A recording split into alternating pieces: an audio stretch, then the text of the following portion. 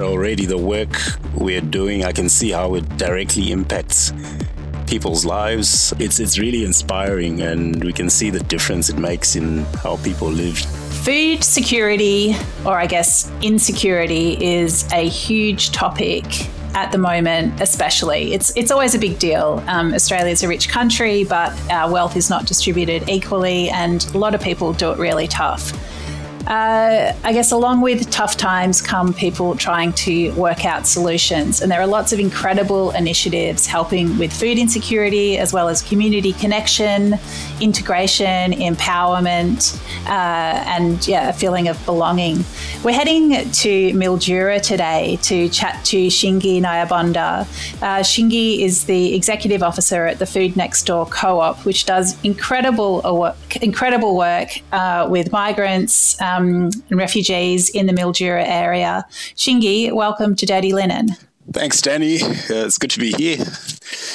It's really great to have you on the show. I've loved connecting with you along the way. Tell us about Food Next Door and the work that you do. Food Next Door is a co-op of about 60 members now. What we do is we look for land around Mildura. There's a lot of idle land around Mildura that's not being used for various reasons, and we match that land to our members in the co-op. So our members are mostly from refugee and migrant backgrounds, and they've always had that connection with farming, and it's become there's a missing link around being able to find food they're used to eating or culturally appropriate food. So Food Next Door provides that segue, and we help people just settle and really get an opportunity to regenerate their lives as well and engage in the Mildura community.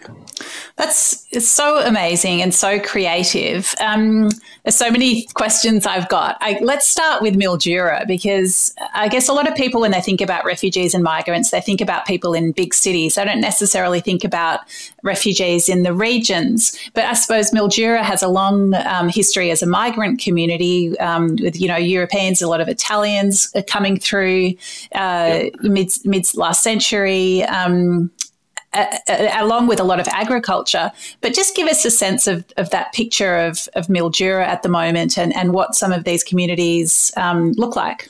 Yeah, so Mildura, like you rightly say, it's a big basket. It's like a fruit salad because we've got the African migrants, we've got the Karen communities, we've got like Southeast Asians, subcontinent migrants. It's a really melting pot, really. It's a hot pot, I should say, not a melting one, of migrants, and cultures. So a lot of the times the community gets to gather around food, which is a common theme where it's easier to have a conversation around food. And Mildura provides that opportunity through just that diverse, really even with the restaurant culture, and you get a little bit of the world in Mildura. Fantastic. And this idea of land sitting idle, I mean, why is that? What land sits idle and why is it so? Yeah, so Mildura historically has been an area for a lot of dried fruit farming, and it's all irrigated. So over the years, with the change in legislation around water, and also just retiring farmers, or the change with town planning, that's made it either too expensive for some farmers to farm, or they don't have people to actually do the work. So people just sit on their assets and maybe wait it out, hoping for the next big win, I guess, where they get the next payout. So what happens sometimes, we have farmers who would have put in infrastructure on these properties, and with the change with the water ownership situation, it would become too hard to farm. There's no good return out of it. And then the more progressive farmers would also move from dried fruit, which are the currants and raisins, and start growing table grapes, or they move over to nut crops like our almonds and pistachios. So through all of that, you have different sorts of ownership structures as well, and titles around land. And at the end of the straw, you get a situation where a lot of farms are just not being used. And I mean, how does the program work? Are you just driving around scouting out land that looks a little bit lost? Or do people sort of offer up their land for use to you? Yes, so people do offer land. And we go in, when someone offers land, we then negotiate through a memorandum of understanding. We're not attracted to anything that requires us to pay for rental, but we do pay for the water we use and developing the land just to get it to a state where we can actually use it to farm. So at the moment, we're on two properties that were donated to us for a period of about 5 years. So our members get to have a little patch on the farm. And on our demonstration farm, our main property, we've got 29 farmers with little patches on 5 acres in total. Oh, I love that. And give us a sense of, who's there, what are they growing? I mean, I'm really interested in this idea of culturally appropriate foods. What are some of the crops that are happening there? Yeah, so during summer, we'll have white maize, which is related to corn in one way or another. We've got okra, the East African eggplant. We get yakon. We have peanuts and groundnuts, sweet potatoes. Slightly different variety from the orange one. So we'll have either a brown or red skin with a white flesh. Some people will actually grow pumpkins and melons as well. There's a bit of a mix around culture, and other people have learned to eat locally established products like your squashes and butternuts instead of a traditional pumpkin. And I know if you showed me around the farm that I would just want to see all the dishes and basically eat them that this food is grown for. Like, is there sort of any sharing or any opportunity to taste the fruits of the labour? Yeah, definitely. So we do have regular cookouts and food share events. So we'll have something around our harvest time, both the summer and the winter harvest. We have a maize barbecue, so that means just roasting a cob.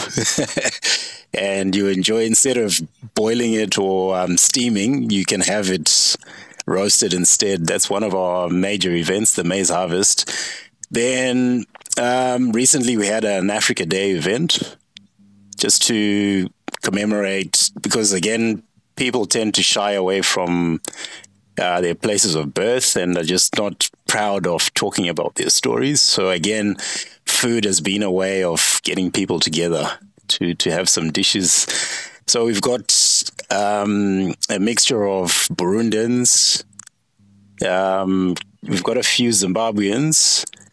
And now I'm forgetting some. But we've got 4 nationalities on the farm. And each nationality will cook something that's related to where they come from. So if a relish dish will have maybe pumpkin leaves, Zimbabweans would add peanut butter to the pumpkin leaves. Burundians may put a bit of cream or chili to the pumpkin leaves, and that's how we get to share how we eat our food, I guess. Wow. Even the idea of eating pumpkin leaves is really opening my mind. That it just makes me think, there must be a real, just different conversations about food waste and all that sort of root to tip eating that we're all supposed to be doing. Yeah, and we've also got things in common. Like we all eat the maize. Some people call it polenta, some ugali, sadza, but it's all the same thing. Just a pap made from maize flour.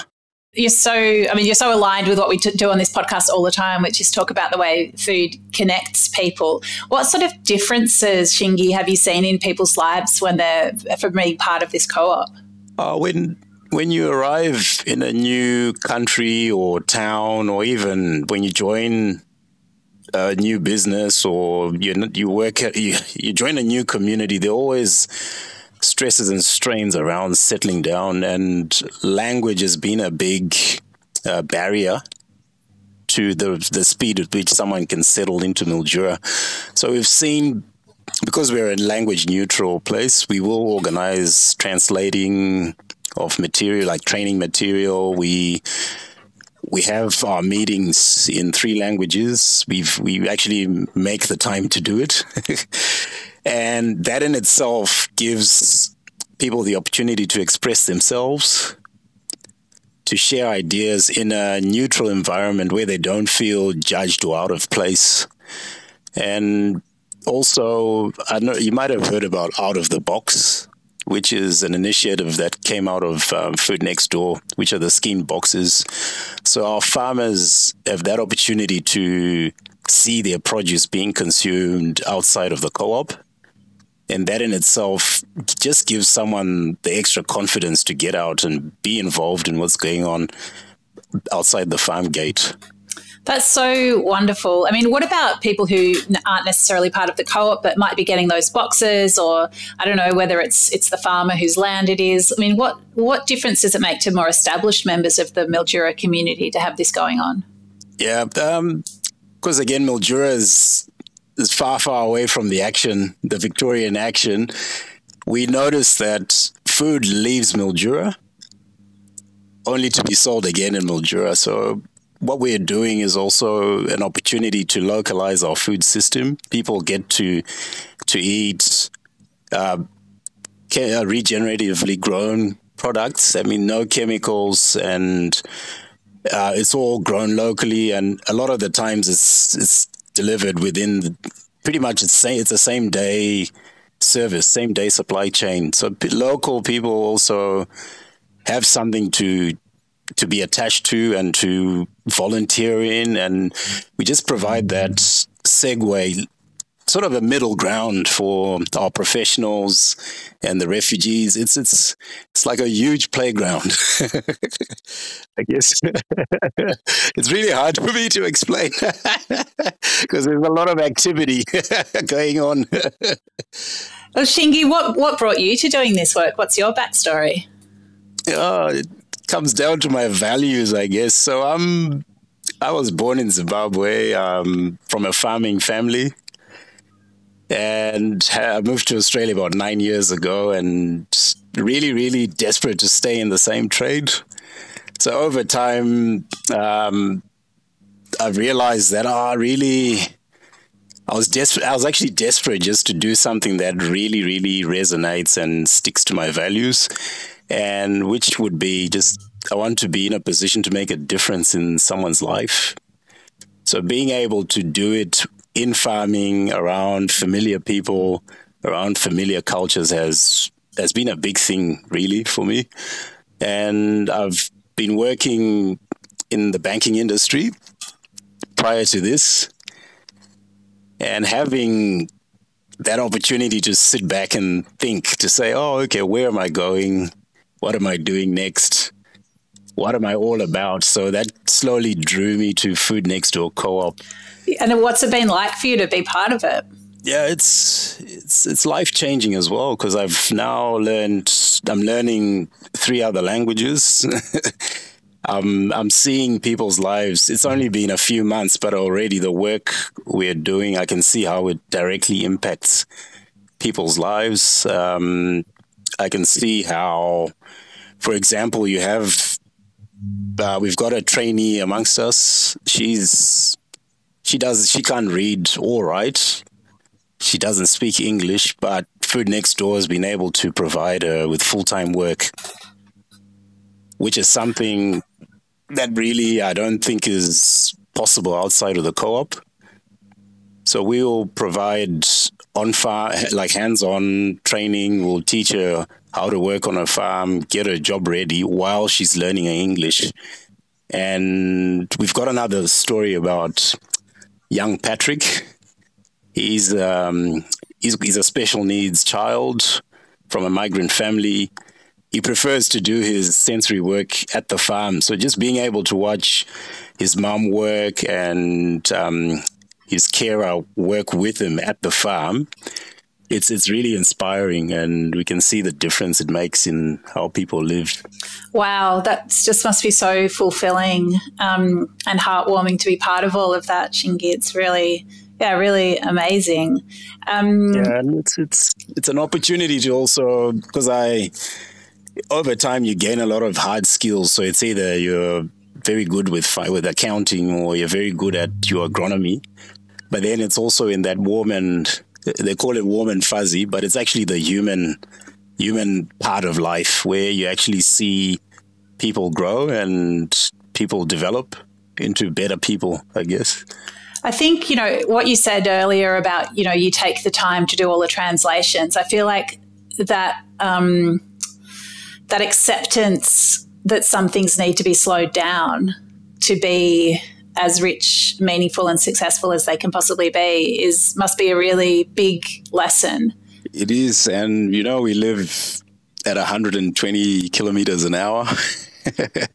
Everything needs to be done today. Everything needs to be done now.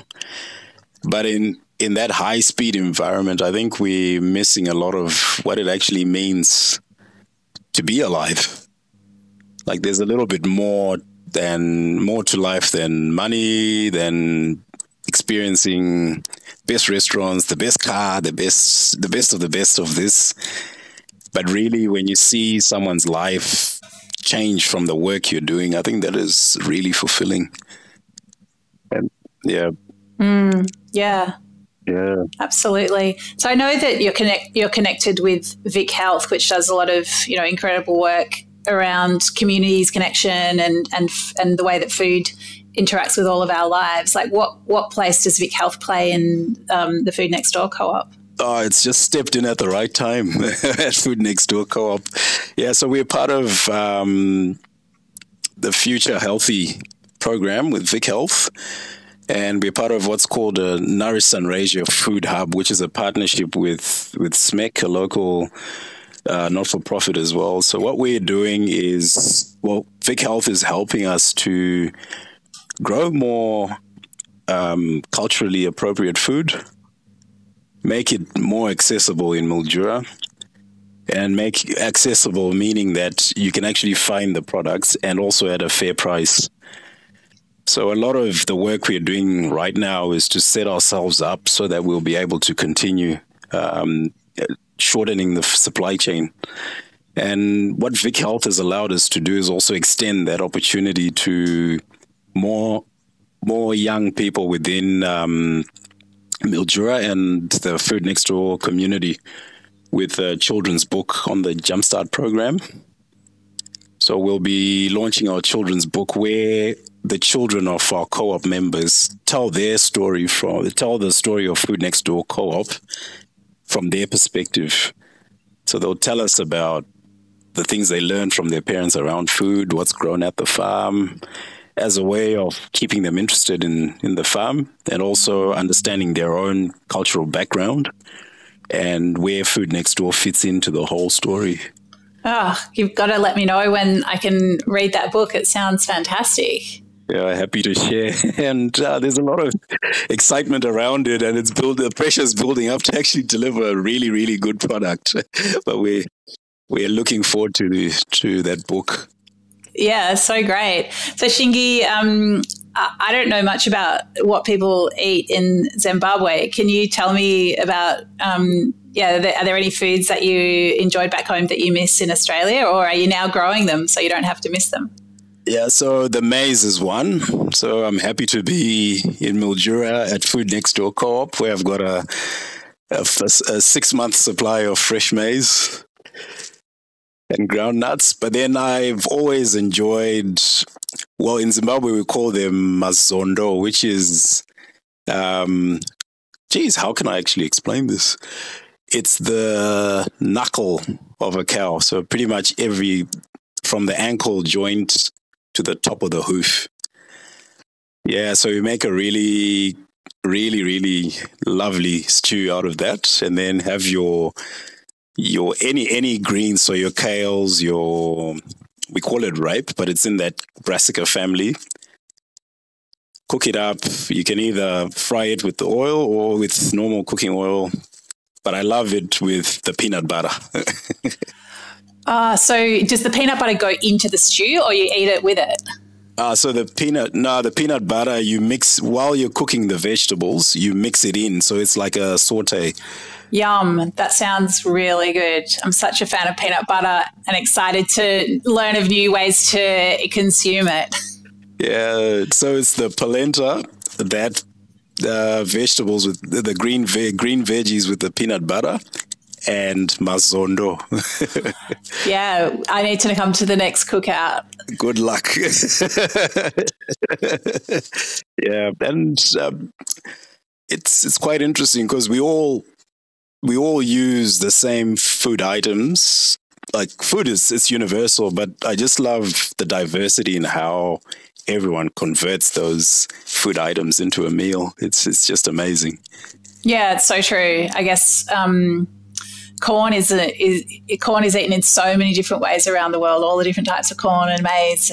So you learn so much. You learn so much about how we're different, but of course how we're all connected and all enjoy gathering around beautiful, nourishing food. Shingi, such a pleasure to learn about the work that you're doing. So enriching, such a bonus for the community of Mildura, and I'm sure the ripples go far and wide. Thank you so much for talking us through it today. Thank you for inviting me. It's a pleasure. I do listen to the Dirty Linen podcast. I love it. Thank you. Awesome. Well, we love chatting to fans as well as, amazing contributors to the world of food. So thanks so much. Double thanks, Shingi. Awesome.